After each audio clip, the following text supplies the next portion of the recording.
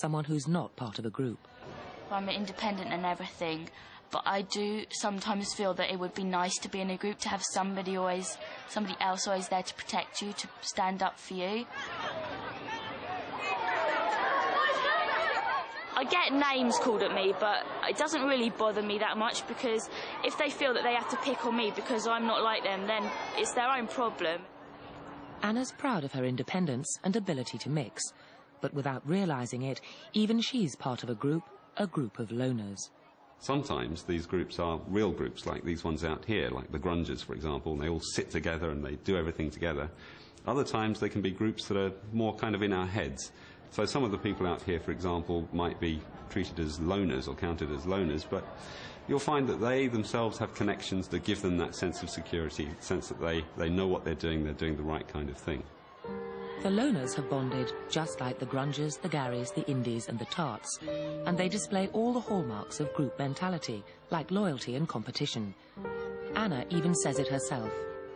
They're really nice people and everything, and they've got such nice personalities, it can actually be better than some of the people in groups. So instinctive and subconscious is this need to belong, that we're loyal to groups without realising it, and they change our behaviour in powerful ways. In our human zoo, those changes are already well advanced, and Catherine is about to suffer the consequences. In the middle of heated competition between the two groups, she's made a mistake. She's put her friendship with George from the other team before loyalty to her own team. Our resident psychologists have focused their attention on her. As innocent as it is, she definitely is going to have to pay a price for that. An hour later, Catherine openly flouts team boundaries yet again. Right, in a moment, Kathy. All I saw was that I was split away from George, which I thought was like totally intentional, which was fine. But then when it started getting a bit competitive and a bit heated, I thought, oh heck. Kathy. Listen to how the A-team describe her. Yeah, I think we've got a defector. We've got a defector. There it is. There's the labelling. What time does it get dark? Can we have a different... We don't need it. No, we'll have five. So can have Kathy. I think we just have to make more of an effort, maybe not just as a team, maybe just everyone getting on together. Yeah. I think at the moment the group as a whole has just been like, ooh, I think we're here to have fun, we're here to have a good time. A bit competitive, they're bit fun. competing. There was hundreds of people that didn't even get picked for this, and we're damn lucky to be picked. At the end of the day, if people can't accept it, that it's a task, and you win or lose, end of, at the end of the day. I'm the one that's going, everybody smile, everybody be happy. I'll go and hug you because you're blue, I'll hug you because you're red, and I'll just love everybody. Because it's such a huggy, lovely person. So there's a very condescending smack on the face, which is really a symbolic slap. Catherine is not only being humiliated in front of the red team members, she's being humiliated in front of the camera crew. And so they represent the outside world. But it's got nothing to do with you, yeah? Don't think it's your fault. It's so small, it really isn't worth even, you know... That's what I mean. Well, that's why I'm just a bit pissed off, because I don't know why it happened. Well, exactly. none of us do. None of us do. We don't know what sparked this off. No. So Catherine now is crying. Here's a really strong emotion, the consequence of feeling that she's being rejected. She wants to be liked not only by all of the A team, but the B team, and especially by George. And they're saying, you can't have it all. You can't have it your way. You have to have it our way. Or else. You know, looking at this reminds me of the Stanford Prison Experiment, which I did a number of years ago. In many ways, it's very similar. In 1971, Phil Zimbardo conducted a revolutionary experiment here in the bowels of Stanford University in the United States. It rocked the world of psychology. A group of students were divided randomly into prisoners and guards and lived in a makeshift jail. The prisoners immediately became submissive, and the guards became cruel. Not only not getting a cigarette, but for as long as the cell's blockaded, Within a week, Phil Zimbardo's prison was inhumane, and the experiment had to be cut short. At one stage, prisoner 416 went on hunger strike in protest. Get in that closet then. So the guards put him in solitary confinement. Amazingly, his fellow prisoners turned on him too. They were given a chance to release him. Now what would will it be? What will it be over here? 416, you're going to be in there for a while. So just get used to it. He is totally rejected, not only by the guards, but by his other group of prisoners. And it had a very powerful, profound effect on him. The interesting thing that I reflect back on is there's a direct parallel to the consequences of Catherine's rebelliousness, nonconformity.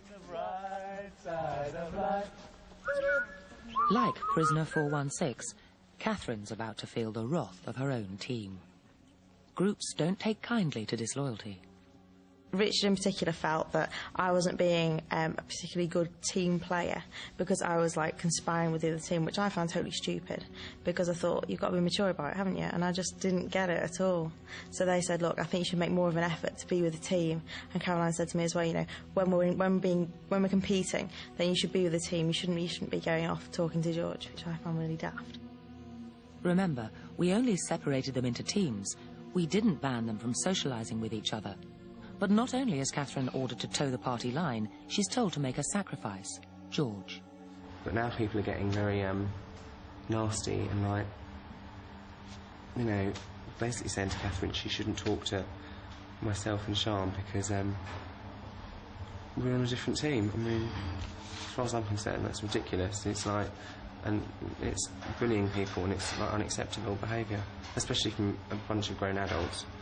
There was a small glitch today between two of us, but I think that's helped us come together as a team and focus on our main goal, which is to win everything.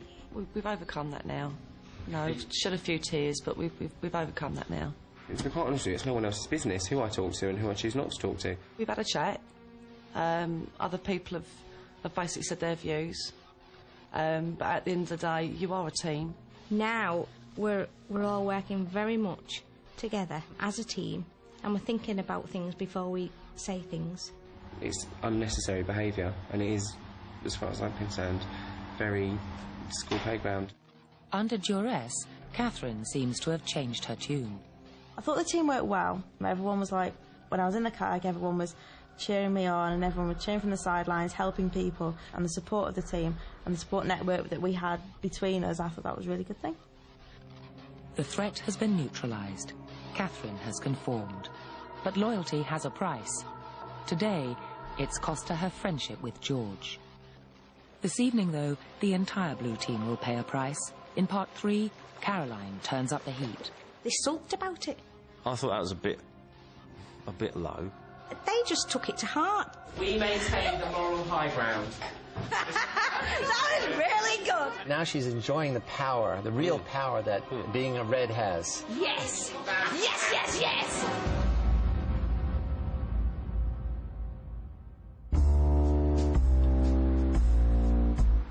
We return to our Birmingham service station, and just in time to watch a pickpocket in action. The woman with the rucksack is his victim, and the man in the grey top on the left is the thief. Except they're both acting. In fact, everyone in the queue is with us, apart from the man in the blue shirt. As the thief moves in, will our bystander notice?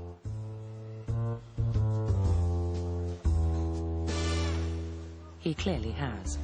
What's more, he's seen that other people in the queue have noticed too.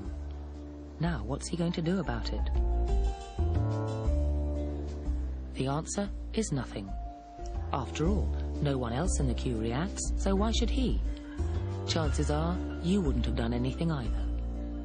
Whatever the man in the blue shirt thinks he's seen, he's influenced by the apathy of everyone else in the queue.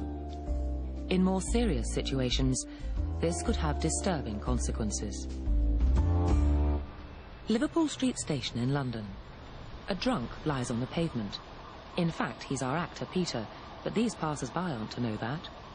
And since he looks the worse for wear, not critically ill, they ignore him.